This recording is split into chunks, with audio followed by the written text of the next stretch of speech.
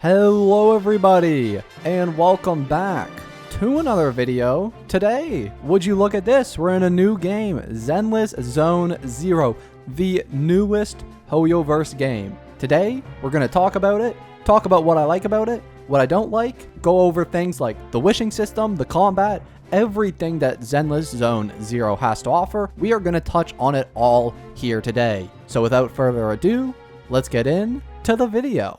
Alright, so right off the bat, we're going to be thrown into like this Persona 5 type vibe city, which I absolutely love about this game. Like, it's not an open world game, but I love these little open areas where you can navigate through it. There's just different things to do. Like, for example, we can talk to Hal here, who's a dog, and get a scratch card a day, which gives us some pretty neat rewards. There's an arcade, there's a ramen shop and general shop. You can get a bunch of different things at the ramen shop here that are essentially just buffs. You can get like an attack buff, a healing buff, and these buffs can last up to like 5 combat sessions or something like that. As you see, we click order here, bing, bang, boom.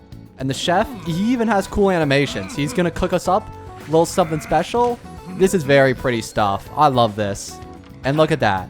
We got our dessert. And for 5 combats, we're gonna have a 7.5% attack buff. Awesome. Love the animations for that. We have a coffee shop. There's an arcade, which I've been actually having a lot of fun at the arcade. Essentially at the arcade, we have a bunch of different mini games. There's like Snake Duel, Soul Hounds, which are the main 2 right now. We don't have any others right now. The one I've been playing a lot of is Snake Duel. I'm not very good at it, but I've been giving it a couple attempts. It is essentially just, would you know it, Snake, like the Google Play game. Nothing that original. We've seen this a lot. They put their little own spin on it by making there be a bunch of NPC snakes instead of just one snake moving around. And these snakes can actually kill you if you run into them.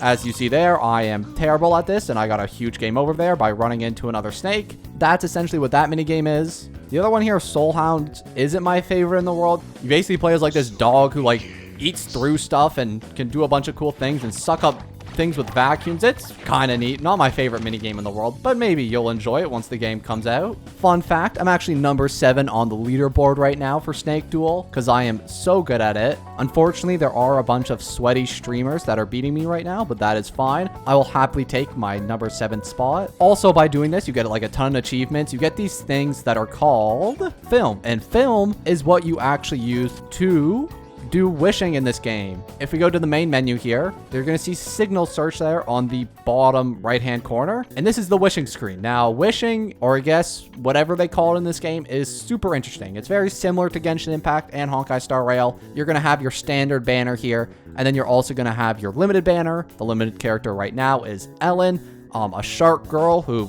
is actually one of my favorite characters. What's most interesting is the standard banner. Now, pity works the same way as it does in the other 2 games. It's going to be 90 pity with a 50% chance to get one of the on banner 5 stars or a 50% chance to get something you don't want. They are labeled S rank and A rank in this game, not 5-star or 4-star. But the same thing goes for the A rank. You have a 50% chance to get them or a 50% chance to get another A rank that you don't want. So very similar to Genshin Impact in that regard. There's also these B ranks, which aren't that good. You get maybe a Bangaboo, which is kind of cool, I guess. But the gacha is actually super fun. So for our standard banner, we actually have 80% off our first 10 signals, and also a guaranteed S rank at 50 pulls guaranteed. If you remember, they did this in Honkai Star Rail. They're bringing it back again. Other than that, everything is about the same with the wishing. I guess we can do one little quick wish here just to show you guys the animation for it. The animation is pretty cool. You're going to have a bunch of TVs light up,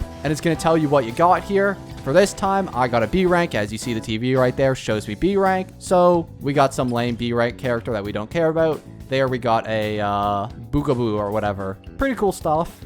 I'll never be the fan of gacha in any video game, but it's always going to be an aspect of Hoyoverse games, so you know what, we'll take it. There's also, of course, the classic events. We're going to bring back the login events that we had in Honkai Star Rail. We're bringing them back here for a bunch of free wishes, or film in this game is what you're going to call the things which you use to get the 5 stars. Also more events to get stuff like Nicole and Ben, cool new characters. Now, will those events stay? I'm not sure. It's going to depend on how the beta goes and what they want to change about it. So those events may vary. Is this it? Oh, yes, the video store. I believe The video store is where we're gonna be most of the time. We have our little Bangaboo here. Bangaboo is like the icon of this game. Here in the video store, this is like our store, and we actually sell movies for some coins. It's like a currency system in this game where you sell a bunch of books, you get some currency back. As you can see, we get 386 an hour there. So it's kind of like this thing where you can log off and you don't actually have to be on the game, and you can just constantly earn income without even really playing. It's kind of similar, if you will, to like the expedition system in Genshin Impact. If you wanted to compare it to anything, it's not exactly that, but it's kind of similar. But here is where we get everything done. The Hollow Deep Dive system. This is where all the gameplay is going to be. We're going to have our side missions and we're going to have our main missions here. So the story missions are where we're going to do all our combat and progress the main story forward. For the story, you're actually going to have a set team, so you can't actually change this team like at all. You have to use the story team, which I'm not the biggest fan of personally. I wish you could actually vary up your teams during the story, but for the story missions, you are forced to use a set team, which I'm not the biggest fan of. You're also going to have your side missions, which I actually have some here, which I have not completed yet. We can do the one here called Andrew's Plea, which I guess I haven't done yet. So we're going to have an option here in the side missions, at least, where you can select your squad. Right now, I only have 4 units. I got this character from doing a 10 pull. And then we also have 3 more characters here. We got Nicole, who is,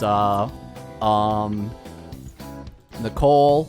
They did actually nerf her. She used to be way more lewd, I guess, than she is now, but if you go back to old clips in the original beta test, you'll see that she was a lot more, yeah.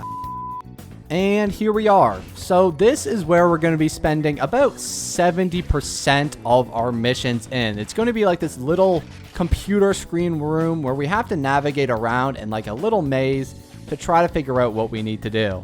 And here we go. So this is the section where we're going to navigate around our Bangaboo. And we have to find areas to unlock through like this little maze-like thing. We're going to get coins along the way.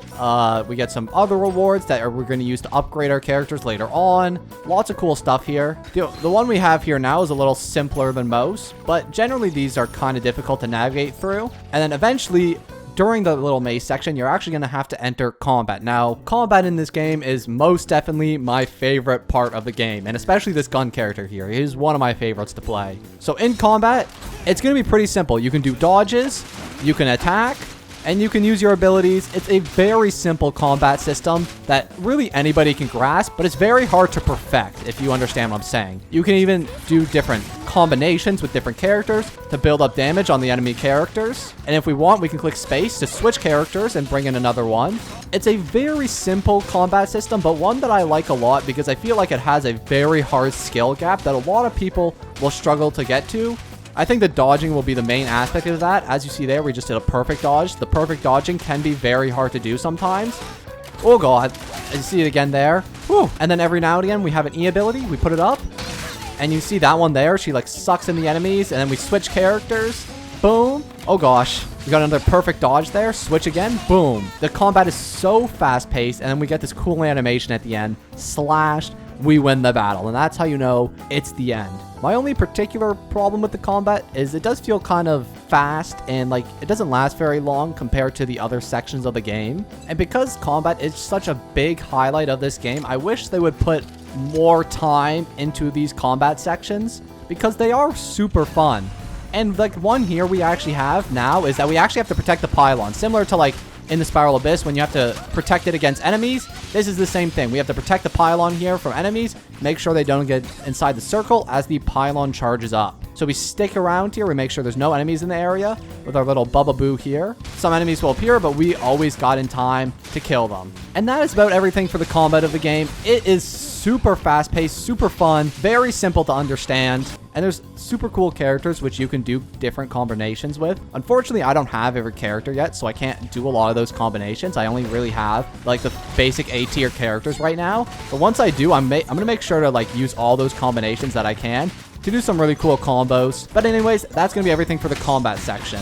And after we finish combat, we're going to gain things like our Internaut level, which is similar to the Trailblaze level or your adventure rank in Genshin Impact. Very simple stuff. You'll kind of notice that all Hoyoverse games kind of follow the same baselines in terms of things like that. The last thing which I want to touch on quickly is the amazing characters of this game, because the characters are the main highlight of the game for me. The characters are so beautiful. They are so fluid. And although the combat's amazing, their characters are even better. This character here, Anby, super fun, really well designed, and we have a couple cool things we can do with them. So right now, all our characters are level 10, and we have these things here which we can use to ascend them, the slash shields. And once we ascend them, they can get even higher. Now, unfortunately, I need to get Interlot level 10 before I ascend them, so I cannot do this as of yet. Again, it's a very similar leveling system to the likes of any other of the Hoyoverse games. Skills are going to be very simple. We can level up skills using our little tokens here, and these are going to increase damage, obviously. And then, of course, we brought back the Eidolon / the Constellation system, which you can use to get a bunch of different upgrades for your characters. If you get dupes on the banners, very simple stuff.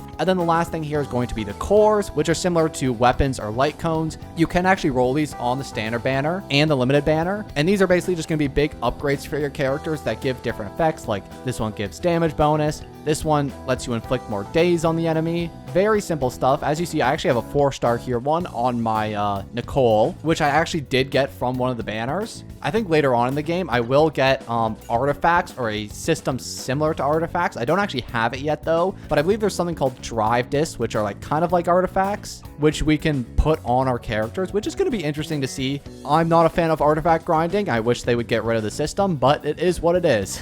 Not much we can do about it. We're going to have the same base stats, again, as any other Hoyoverse game. Crit rate, crit damage, pen ratio, which I don't know too much about yet, and then HP, attack, defense, very simple stats. I would love to look at some of these other characters, but unfortunately, when you don't have them unlocked, you actually can't click on them at all, and I'm not sure if there's any other way to see these characters. I've been trying to find a way, but there's no, like, archive or something to see all the characters. I wish there was a way to see all the characters we could get, because I want to look at a lot of their designs. And that's one little grievance that I have with the game, is that I can't see future characters to know which ones I want to pull. It's the same thing on the signal search. Like, I don't even know what 5 stars are on this banner because I don't know the characters by name yet, right? Like, I don't know who Soldier 11 is, or Coldea, or Grace. Like, I don't know any of these characters. And I can't put a face to a name because I can't see the characters in this menu here. So I wish there was like a preview system or something that we could have. That's just a small little grievance. Other than that, though, I've been having a ton of fun with this game so far. I did a live stream earlier, had a ton of fun with that. Learning all the new systems of the game is going to be really fun for me. I always love trying out new games. I'm super excited for this one. Hopefully it's an absolute blast. We're going to have more videos coming soon on this game. Like, we're going to have my very first wishing session coming soon. Lots of fun things to come for Zenless Zone Zero. And also leave any advice you have for the game in the comments, because the game is still in beta, so there is a lot of change that can be made. And maybe this video can be used to help Hoyoverse get any advice they can from this game. So make sure to let me know any of your thoughts down below on Zenless Zone Zero. How can they make the game better? What would you like to see implemented? Anyways, guys, that's going to be it for me today. Thank you all so much for watching, and I'm going to see you all in the next one. Peace.